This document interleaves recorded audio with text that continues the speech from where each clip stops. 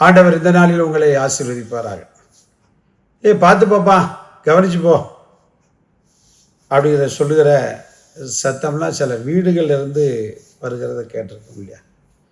இந்த அனுதின கண்மொழித்த நிகழ்ச்சியை கேட்டுக்கொண்டிருக்கிற அருமையான தேவனுடைய பிள்ளைகளே, எதுக்கு அப்படி சொல்கிறாங்கன்னா, நம்ம கவனித்து போகணும்.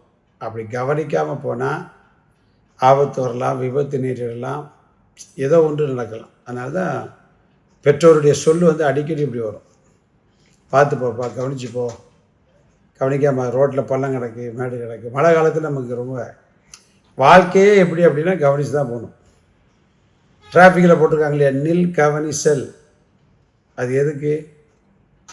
இங்கே கவனமாக நம்ம உயிர் தப்பணும் அப்படின்னா நின்று கவனித்து அதுக்கப்புறம் போகணும்.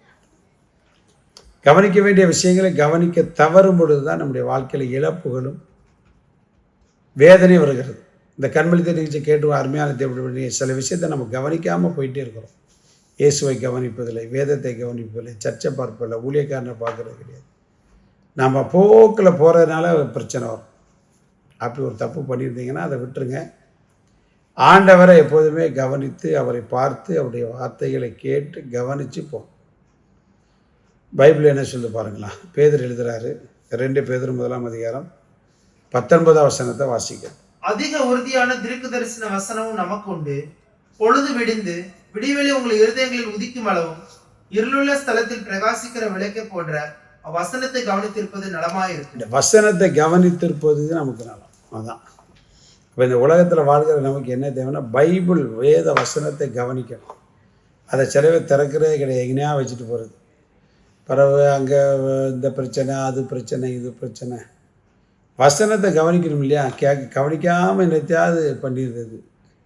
கல்யாணம் முடிக்கிறது பிரச்சனை ஆகிரும், என்னத்தையா வியாபாரத்தை தொடங்குற பிரச்சனையாகும். எது எடுத்தாலும் ஃபெயிலியர். காரணம் என்ன? சத்தியத்துக்கு செய்து கொடுக்க மாட்டாங்க, பாஸ்டருடைய வார்த்தைகளை கேட்க மாட்டாங்க, தெய்வீக ஆலோசனை என்பதை கவனிப்பதில்லை. கவனிக்கணுங்க. இது ஒரு இருளுள்ள ஸ்தலம், பிரச்சனைக்குரிய உலகம். இது போராட்டம் நிறைந்தது, நிந்தை நிறைந்தது, நெருக்கடி நிறைந்தது. அப்போ இந்த இருளுள்ள ஸ்தலங்களில் விளக்கை போன்ற நமக்கு வெளிச்சம் எது அப்படின்னா வசனம் தான். அதான் எஸ்ரா எழுதினா இல்லையா, அவனுடைய வசனம் என் கால்களுக்கு தீபம், என் பாதைக்கு வெளிச்சம் வரும்.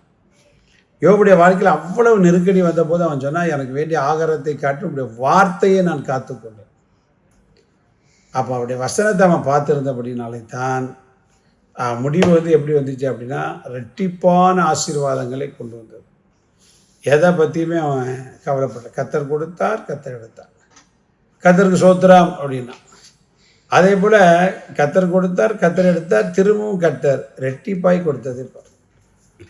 காரணம் அவருடைய வசனத்தை, என் மீட்பர் உயிரோடு இருக்கிறாருங்க, அவருடைய வார்த்தையின் மீது அவ்வளோ நம்பிக்கையை அவன் என்ன செய்தான், வைத்திருந்தான், கவனித்தான். ஆண்டவரே யோசுவாட்ட ஆண்டவர் அதான் சொல்கிறார், நியாயப்பிரமாண புஸ்தகத்தில் வசனங்களை விட்டுறாருடா, அதன்படி நட அப்படின்னார். நடந்தான். கானான் தேசத்தை அவன் தான் பங்கிட்டான். அந்த பாக்கியத்தை யார் கொடுக்குறாரு அப்படின்னா யோசுவாவுக்கு தான் கொடுத்தார். அதனால் உங்களுடைய வாழ்க்கையில் கவனி அப்படிங்கிற ஒரு சத்தம் உங்களுக்கு பின்னாடி கேட்டுக்கிட்டே இருக்கும். கர்த்தருடைய வார்த்தையை கவனிக்கணும். அந்த வார்த்தை நமக்கு என்ன டெய்லி வேதத்தை திருப்பி நீங்கள் வாசித்தீங்க அப்படின்னா நீங்கள் நடக்க வேண்டிய வழிகளை உங்களுக்கு காண்பித்து சகல நன்மைகளை தேவன் உங்களுக்கு நினைச்சுவார், அருள்வார், தோற்று போவதில்லை. God bless you.